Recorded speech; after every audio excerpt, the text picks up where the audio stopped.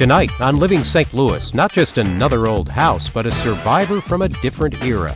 And now we can step back inside and step back in time. In South St. Louis, we step into one of the country's most unusual repair shops, a place of meticulous work and deep devotion. And we meet a man who is several steps ahead of just about everybody else his age. That's next on Living St. Louis.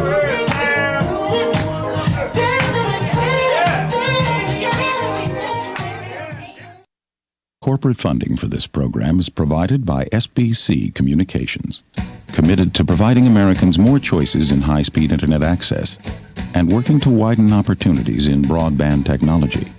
As providers, as people, we're SBC Communications. Additional support is provided by the members of KETC.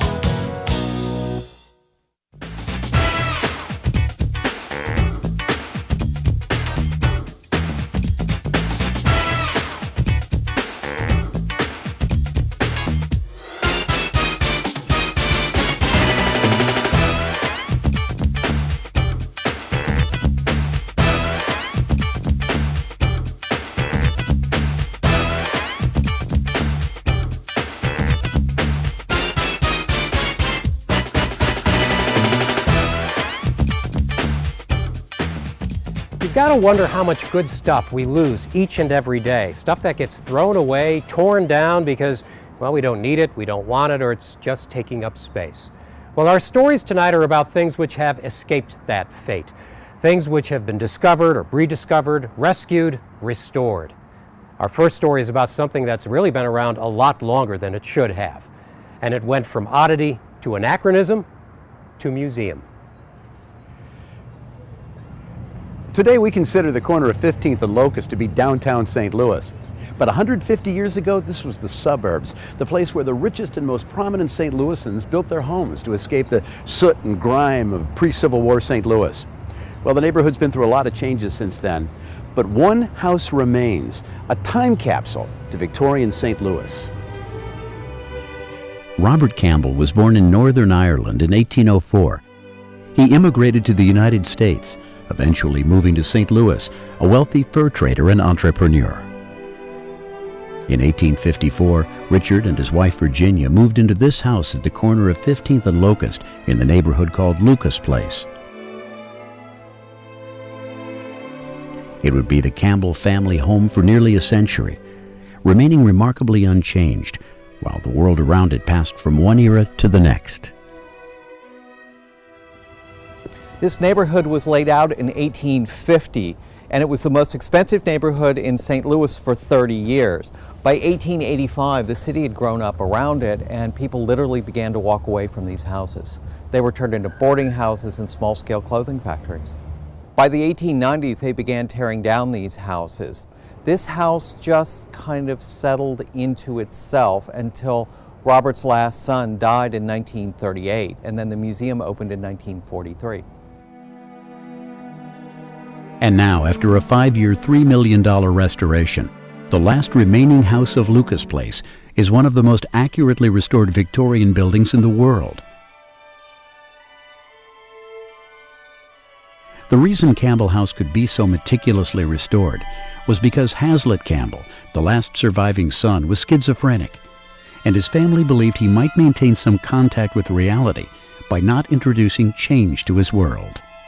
Nothing basically changed from the time the Campbells purchased the furniture in 1855. They would re-wallpaper, put down new carpeting, but basically everything stayed in the same place to keep him, again, grounded. We have an 1885 photo album that was taken of the interior of the house. So you can stand in the parlor of the house and you can look at a photograph of the parlor and look up and see the exact same pieces of furniture in the exact position they were in 1885.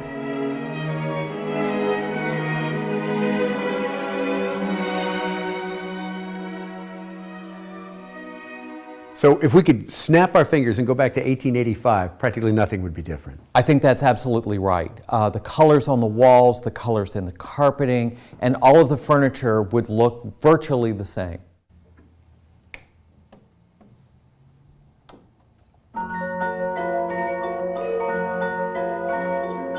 Some of the most minute details of daily life in the 19th century remain, quite literally, etched in the walls of the house. This is an outline of this bookcase in coal soot that literally etched the wall. It just blew in the window when they opened the window to get any air, and there was no way to keep a house like this even clean. So you just pushed the bookshelf over a foot to demonstrate. So you could see exactly what it was going on in this city.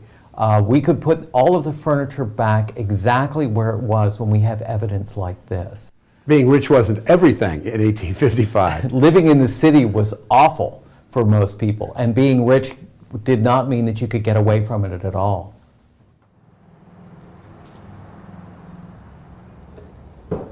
This carriage house was built in 1857 when the Campbells bought an extra lot of land next to their house. It was designed by St. Louis's best-known 19th century architect George Barnett. The carriages sitting in this carriage house have been sitting here since at least 1879 when Robert Campbell died. So this is all original? Absolutely. It's probably the one that President Grant used when he came to dinner in 1873. Any ghosts? Absolutely.